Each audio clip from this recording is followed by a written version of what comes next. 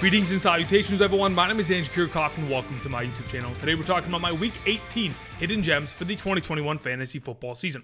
On today's episode, we're going to be finding sleepers across the entire fantasy football landscape who are not rostered in very many leagues, and in some circumstances, perhaps are sitting on your bench, but are not being considered as a potential start this week. I'm going to go ahead and find these sleepers and give you guys my opinion and the statistics to justify my reasoning as to why you should potentially be anticipating to play these players, because again, many of our starting lineups going into our Week 18 championship games may not look the same as it did in Week 16, 17, even 15, because there are many circumstances and different variables based on the fact that a lot of teams don't have much to play for. Teams like the Green Bay Packers, they've already established themselves as the number one team in the NFC, and they're not going to have to play and or win this upcoming weekend's contest. So most likely, Aaron Rodgers, Devontae Adams, they only play a quarter, so that's going to have to force us to pivot and find different starters. There's going to be players like Joe Mixon and Joe Burrow who are not going to play this upcoming week. Even teams that are at the bottom of the standings, perhaps the Jacksonville Jaguars, the Detroit Lions, they have really nothing to win for except for team pride.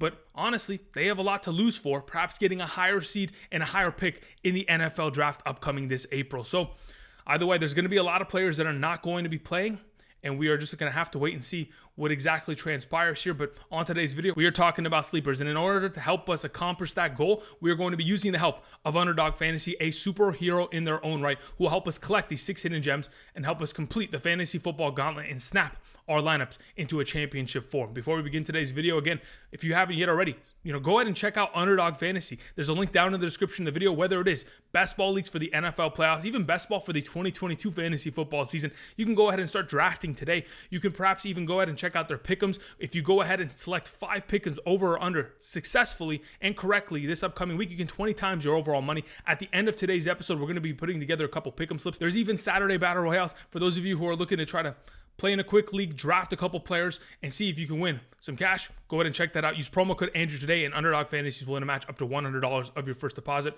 Again, it's a great overall offer. Check it out down in the description and see if you're interested today in playing the Underdog way.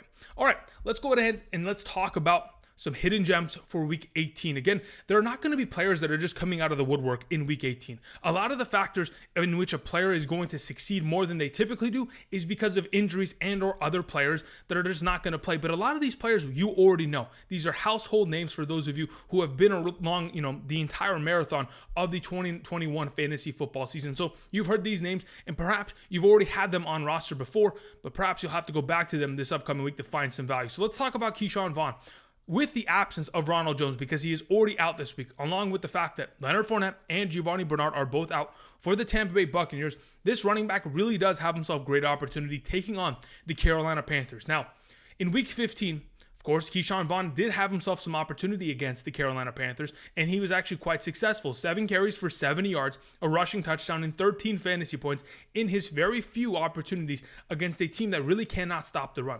In that same game, Ronald Jones, his teammate, had 20 carries for 65 yards and a touchdown, 3 targets, 2 catches, 16 yards, and 15.1 fantasy points. As a duo, 28 fantasy points is a lot, but really it isn't much of a surprise against the Carolina Panthers defense, as they have struggled all season long. And even against the Tampa Bay Buccaneers in the past, going back to 2020, they have struggled in terms of stopping the run against this football team. Specifically in 2020, the 2 games combined in which the Tampa Bay Buccaneers absolutely slaughtered the Carolina Panthers in terms of running the ball on them. 50 carries for 337 rushing yards. That's a 6.74 yard per carry average and 4 rushing touchdowns in just 2 games in 2020, along with 12 targets that led to 9 receptions, 34 yards, and that's 63.6 total fantasy points. So it really isn't much of a surprise if we end up seeing another high total performance from the running backs of the Tampa Bay Buccaneers, which of course is assumed to be Keyshawn Vaughn leading the pack, with Le'Veon Bell perhaps digging into the receiving work, but I'm not convinced that's going to be that big of an issue for Keyshawn Vaughn, because he'll still have himself opportunity in the receiving game. Not only that, when we look at the past couple weeks in terms of what the Carolina Panthers have given up to opposing running backs, Alvin Kamara, 18.5 last week. Singletary, 16.1. We saw Cordero Patterson with 12.9 fantasy points. And in that same game, Mike Davis had 80 all-purpose yards combined. Myles Gaskin a couple weeks back, 18.2 fantasy points against this defense. It really hasn't been difficult for running backs. Since week 8, the Carolina Panthers have allowed a 4.04 yard per carry average, which is 231 rushing attempts for 934 rushing yards, 8 rushing touchdowns. 48 targets, 37 receptions, 311 receiving yards, and 2 receiving touchdowns for an average of 22.11 fantasy points per game to opposing running backs in the last 9 games. In that time, again, that's 10 touchdowns allowed to opposing running backs. I anticipate a lot of success from Keyshawn Vaughn, and that is why he's the power stone for this week. Moving on, we have Kenneth Gainwell, another running back that has been in our minds and has been in some of our rotations this season, but is going to have a lot of opportunity tomorrow in the Saturday game against the Dallas Cowboys. A division rival, both these teams are going to be making the playoffs, could end up seeing each other in the playoffs once again, but I think this is a huge test for Kenneth Gainwell. Again, with Boston Scott, Jordan Howard, and Miles Sanders potentially all out. We already know and we have confirmed that Miles Sanders is out. But if in fact Boston Scott and Jordan Howard do not play because they are on the virus IR list tomorrow afternoon, then by all means, Kenneth Gainwell will have incredible opportunity. Just wanted to mention some of the opportunities that running backs from the Eagles have gotten since week 8. In the last 9 games, running backs from the Eagles have combined for 270 rushing attempts for 1,302 yards, 11 rushing touchdowns. Eagles running backs have averaged 4.82 yards per carry throughout that time, with 29 catches on 39 targets, 212 receiving yards, and 25.32 fantasy points per game as an entire backfield since week 8. That's an incredible amount of production and opportunity that we have seen. That is literally 299 total touches in the last 9 games. Unbelievable opportunity for a backfield. And not only that, when we've seen Kenneth Gainwell given said opportunity, by all means, he takes advantage of it. This season already, in the 4 contests that Kenneth Gainwell has played 35% or more of the offensive snaps, he has scored 11.3, 12.1, 17.2, and 17.9 half PPR fantasy points in those 4 games, which is an average of 14.63 fantasy points per game when he's playing 35% of the snaps or more within this offense. He scored 4 touchdowns in those 4 separate games, 1 in each of them, and he's obviously been a game changer and a playmaker for the Philadelphia Eagles in his rookie year. Not only that, when we look at the overall productivity, 29 carries throughout that time for a 4.89 yard per carry average for Kenneth Gainwell, looks fantastic to me. On top of that, regardless of whether it is Jalen Hurts or Gardner Minshew at the quarterback position, I'm perfectly fine with it. Jalen Hurts obviously does hurt the potential value of this offense in terms of him taking away some rushing touchdowns, but he'll obviously give them the better chance of moving the ball down the field in comparison to a Gardner Minshew. But that being said, check down Minshew is a great overall option considering, let's not forget, in 2020, there's a reason why James Robinson had 49 total receptions in that year when he honestly shouldn't have had even close to that number. It's because he wants to go ahead and check it down to his running backs, and with a guy like Kenneth Gainwell, certainly be possible against the Dallas Cowboys defense. Moving on to Michael Carter. Again, this is a player that is probably not available in your league. But then again, if you do play in Week 18, maybe he is. Maybe you do play in an 8-team league. Maybe, in fact, it's a 10-team league and somebody dropped him because of the concussion that he sustained last week. He has been cleared, and Michael Carter is going to play. And I have a lot of excitement for the potential of him this week because it wasn't long ago when Michael Carter was dominating in fantasy football and putting up great overall numbers. Now, let's talk about what he has done thus far this season and why I have confidence in him. In the games this season where he's had 10 or more rushing attempts, he's averaged 13.98 fantasy points per game. In those games where he's given 10 or more rushing attempts, he has scored 5 touchdowns in those 8 total contests. Overall production, fantastic. And overall fantasy point production, finding the end zone, he's got a nose for that. This upcoming Sunday, they take on the Buffalo Bills in Buffalo, and what is anticipated is not only light rain, but potentially 1 to 2 inches of snow. And if we end up seeing a weather game in which the weather gets to a position where the wind is howling, Josh Allen's not playing as well, and both teams are running the ball successfully. Again, both these teams give up a boatload of points to opposing running backs. Since week 8, the Buffalo Bills, they're giving up the 5th most points to opposing running backs from rushing stats alone, rushing yards and rushing touchdowns. Those kind of stats continue to build for a player like Michael Carter. And just talking about some of the stats since week 8 that the Buffalo Bills have given up, let's talk about some of their performances. This last week, the running backs of the Atlanta Falcons combined for 20.3 fantasy points. New England the week before, 33.1 fantasy points. The week before that, Carolina, 18.1, Tampa Bay, 22, New England, 28.9, and Indianapolis, of course, as we know, that Jonathan Taylor game, that backfield combined for a total of 42 carries, 228 yards, 4 touchdowns, a receiving touchdown, and a bunch of points, 56.2 to be exact. Overall, this defense has not been able to stop opposing running backs. They're giving up a minimum of 18-plus points to them as of late. So why not Michael Carter in this Jets offense, who will probably not have Braxton Berrios? They'll be struggling to pass and certainly running. Moving on to Eno Benjamin. Now, we all know that the Soul Stone requires a sacrifice. And this upcoming week, the sacrifice will be made in not only the potential of James Conner missing, but we already know that Chase Edmonds, in fact, is going to be out dealing with an injury. Eno Benjamin is a running back that, yes, saw some utilization last week, could have had himself a rushing touchdown against the Dallas Cowboys, as they really preferred to use him down on the goal line.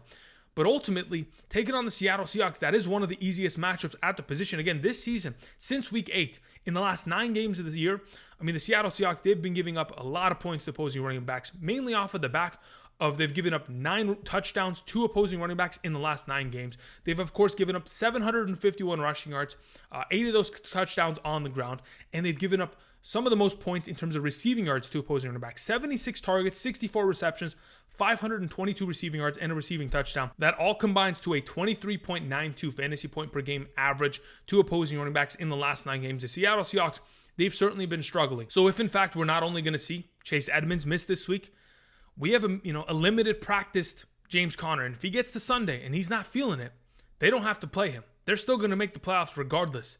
And if he's not ready to go at a full capacity, automatically you should have Eno Benjamin as a handcuff on your bench right now, ready to go, so you can make that switch. The amount of value Cardinals running backs have had this season is incredible. In the 16 games that the Cardinals have played this season, their running backs have scored 18 total touchdowns. That is an unbelievable statistic, and it's only beginning to build. Eno Benjamin, not a bad option with the sacrifices on hand. Moving on, we have our hidden gem of Jared Cook as this week's time stone. Now, the reason why I have him as the time stone is because, how old is Jared Cook? How long has this man been in the league for? Let's be honest. Jared Cook has been around for a while. In fact, he's been in the league for 13 total years. 13 seasons? Holy moly, he's been a journeyman to say the very least. But this upcoming weekend, Sunday Night Football against the Las Vegas Raiders, he'll have an opportunity to once again claim himself atop of the tight end standing and perhaps put together a great performance. The last time we saw him take on the Las Vegas Raiders, it was in week 4. And in that performance, had 7 targets, 6 catches, had himself 70 total receiving yards and a receiving touchdown for 16 half PPR fantasy points. Overall, Jared Cook has a great opportunity. Not only have the Las Vegas Raiders given up a boatload of points to opposing tight ends since week 8, but there is no Donald Parham. And there's a potential in which Mike Williams gets locked down again by Casey Hayward. And perhaps Keenan Allen struggles here and there like he has against the Las Vegas Raiders earlier this year. And we have a scenario where, of course, the running game is working, but so is Jared Cook. That's how they continue to find success the last time they beat the Las Vegas Raiders. They went forward on 4th down. They continued to look in the direction of Jared Cook, and he found a lot of success against his former team. Always a revenge game ready to happen. Just looking at the recent performances of tight ends against the Las Vegas Raiders. Cleveland combined for 5 catches, 49s, and a touchdown. Washington, 6 catches, 90 yards, and a touchdown. Dallas, 4 catches, 56, 2 touchdowns. Kansas City, 9 catches, 120, and a touchdown. The New York Giants, 7 catches, 58, and a touchdown. There's a lot of productivity, and there's a lot of potential. Dread it, run from it. Destiny arrives all the same. As this week's time stone, Jared Cook should have a great Sunday Night Football game. Moving on to our final hidden gem for this week, we have the Washington Football Team defense. Now, you may be wondering, Andrew, why do you have so much excitement around the Washington Football Team defense? Well, if you guys watched this last week's, of course, Monday's overall waiver wire video, I did have the Kansas City Chiefs defense as my number 1 defense to pick up, but another defense that is widely available, and still is widely available, is the Washington Football Team defense as they take on the New York Giants. The New York Giants have Jake Fromm as the starting quarterback position. Now, if they had Mike Glennon, it'd be a little bit of a different story, but then again, Mike Glennon has also struggled over the last couple weeks. In fact, the New York Giants offense in the last 3 games, they've turned over the ball 10 total times via interceptions or overall fumbles.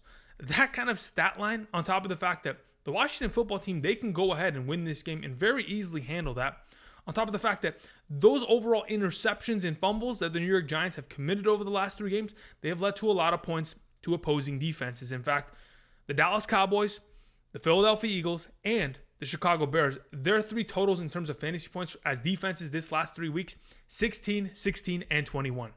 A lot of potential to be had here. Another week in which I'm mentioning a defense. I think the Washington Football Team defense should not be taken lightly, especially against an offense like the New York Giants that really doesn't have much going for them. Sure, maybe Saquon could have himself a decent game, but again, he's still dealing with an injury, and why go ahead and force him to play him in week 18 at a maximum capacity when you're not really paying for much? And Washington, of course, is still trying to play for pride and the culture of their team.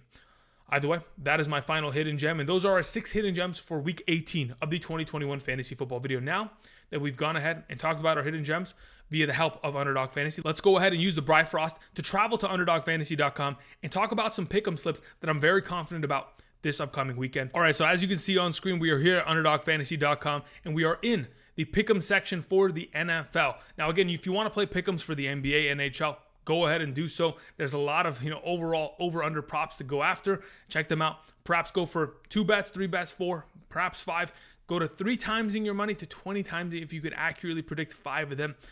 A lot of potential to be had here. So let's talk about some of the props and or pick'ems that I feel comfortable going after this upcoming weekend. Let's talk about Darrell Williams first and foremost. He's got a rushing yard and receiving yard pick'em. And I'm thinking about potentially going over on both of them because there is a lot of, momentum going in the direction of Darrell Williams. Now let's talk about what we've seen from him this season in the games that he has played without Clyde Edwards-Helaire. In terms of rushing statistics, now, if he's going to go over 62 rushing yards, I think it's very possible, especially against the Denver Broncos defense. We know the Kansas City Chiefs still want to win in order to try to claim the number 1 seed in the AFC if, in fact, the Tennessee Titans are to lose. But in the 6 games that, of course, Darrell Williams has played without Clyde Edwards-Helaire this season, he has had himself 3 times that he has surpassed that overall number of 62 rushing yards. Pretty decent in my eyes. But mainly, he's able to accomplish that when he's given 14 or more rushing attempts in those given games. If we think this is going to be a contest where it's going to be a blowout and we're running the ball for majority of this game, which I anticipate it being considering Drew Lock is going to be the starting quarterback of the Denver Broncos, then by all means, Darrell Williams is a good option in terms of that rushing yards total. Now, in the other end of the spectrum, the receiving yard game. Darrell Williams has had himself great overall contributions in the receiving game. In fact, in the 6 games without Clyde Edwards-Helaire, he's caught the ball 3 times in each of those games minimum. So he's had himself great contributions in terms of receiving, and he's been able to surpass that number in 4 of the 6 games that he has played this season. Overall, great in my eyes, and to be totally honest, I think he could very easily pass both of those numbers. Now, let's go ahead and continue, and let's talk about some other players that I have a lot of confidence in. So let's go ahead and talk about D'Onta Foreman of the Tennessee Titans. Now, I understand he doesn't have a picture, but my goodness, does he have a great opportunity. I'm already going to lock this one in because I feel like I can make a pretty good pick-em slip with him as the lead back here. Now, specifically, 69.5 yards. Can he get 70 or more rushing yards? I mean, in 3 out of his last 5 games for the Tennessee Titans, he has surpassed over 100 rushing yards. Now, not only that, he takes on the Houston Texans defense. We talk about it every single week. The Houston Texans defense cannot stop the run. And I mean, if we go back to seasons past where Derrick Henry needed to go ahead and break the record for most rushing yards in a game or go for 2,000 yards, it's typically been the Houston Texans at the end of the year that have pretty much gifted him 200 plus yards in those contests where he completely goes off and wins people championship, overall games. And I think D'Onta Foreman could very easily accomplish that this year for us. Now, since week 8, the Houston Texans have allowed 116.78 rushing yards per game to opposing running backs. Not only that, they're giving up the 3rd most points to opposing running backs in terms of rushing stats alone, rushing yardage, and rushing touchdowns in terms of fantasy points per game. That's a 19.01 fantasy point per game average. Now, I understand we're not going after fantasy points, but we're certainly going after stats alone, and I think there's a very good opportunity for D'Onta Foreman, who has surpassed, again, 100 yards 3 out of the last 5 games, to go over this number against one of the worst run-stop defenses in the National Football League. Got himself a pretty good opportunity here.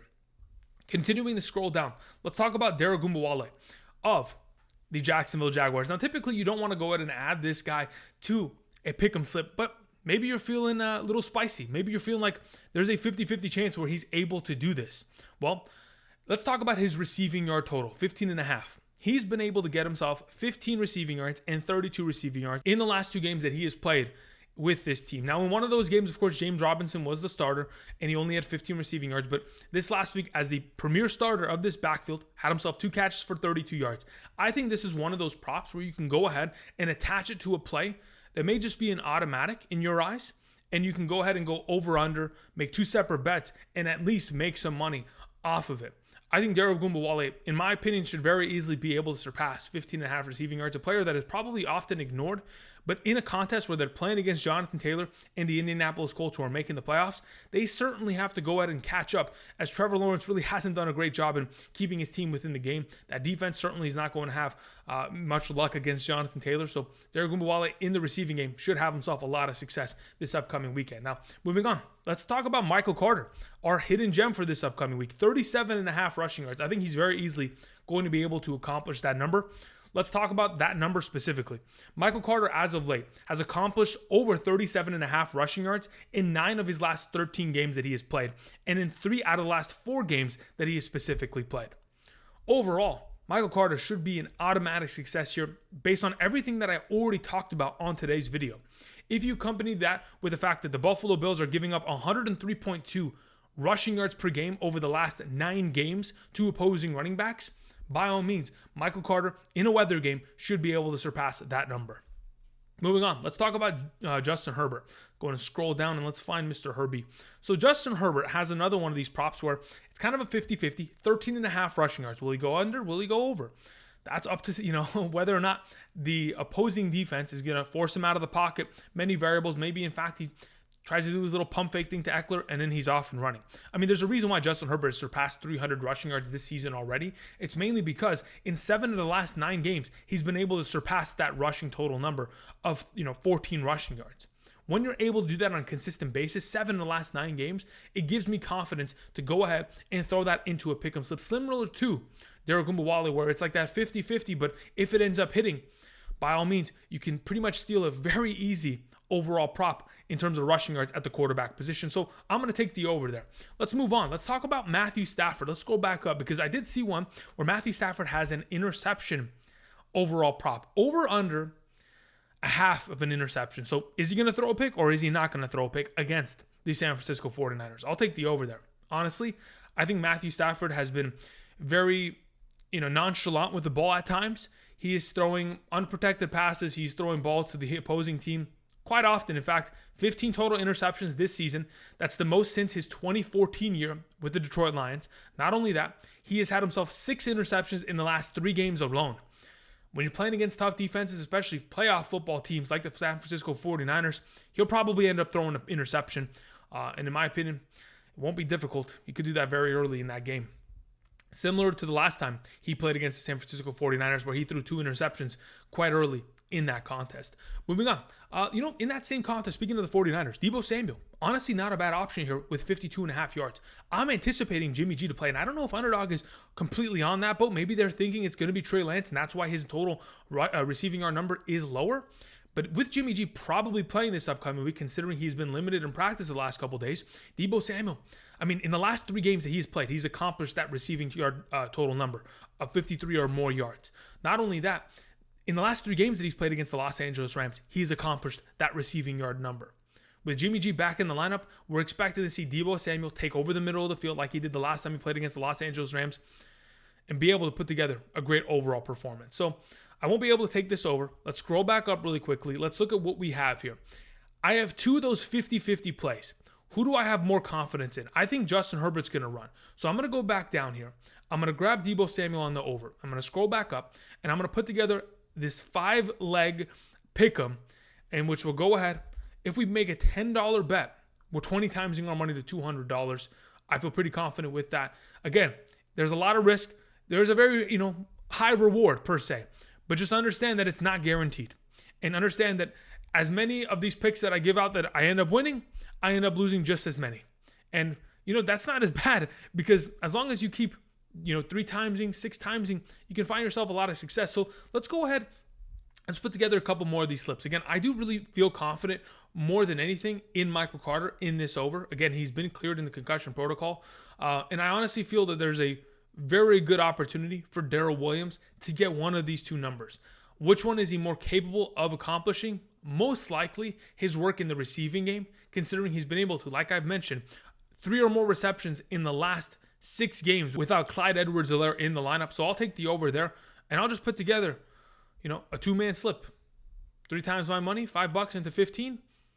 Any day of the week, I'll take that. And I'll continue to just build smaller props like that because, yes, we can go for, up and over, try to get the 5-leg, pick 'em slips. But my goodness, that is very difficult to do. Now, another thing that I really like, Brandon Cooks on the over receiving yards. This man has been absolutely insane with Davis Mills at the starting quarterback position against the Tennessee Titans defense. Of course, Tennessee's probably going to be blowing them out. So why not go ahead and get into a scenario where Brandon Cooks can end up lighting it up. Let's go ahead and put Brandon Cooks together with Michael Carter. And to be honest, I'm looking to potentially try to add one of those 50-50 pick'ems. So let's go ahead. Let's throw Derek Gumbawale in there with the receiving yards.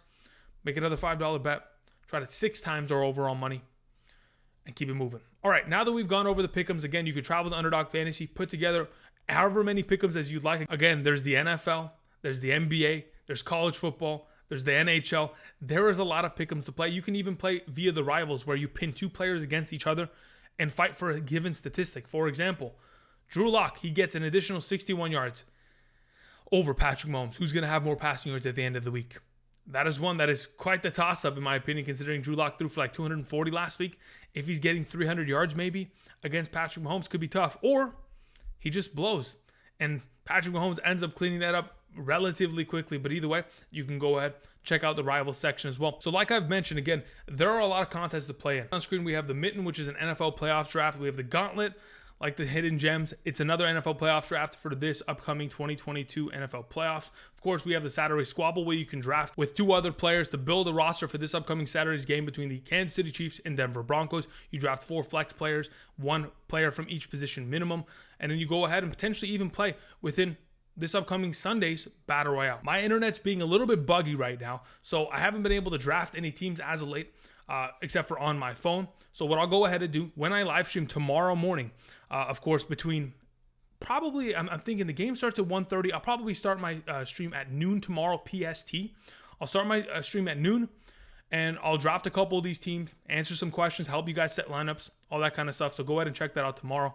But outside of that, we did some pick'ems, and we'll go ahead and travel back to our final list of our hidden gems and snap our lineups back to a successful form to win a 2021 Fantasy Football Championship. Let's do that right now. Again, thank you everybody for watching. These are our hidden gems for week 18 of the 2021 Fantasy Football season. Kenneth Gainwell, the Washington Football Team defense, Jared Cook, Eno Benjamin, Keyshawn Vaughn, and Michael Carter. Tomorrow morning, again, noon PST, I'll be live streaming here on the channel answering questions before the Saturday games get off and away. But of course, Sunday morning, 8 a.m. to 10 a.m. Pacific Standard Time. Until then, guys, I'll see you. Peace.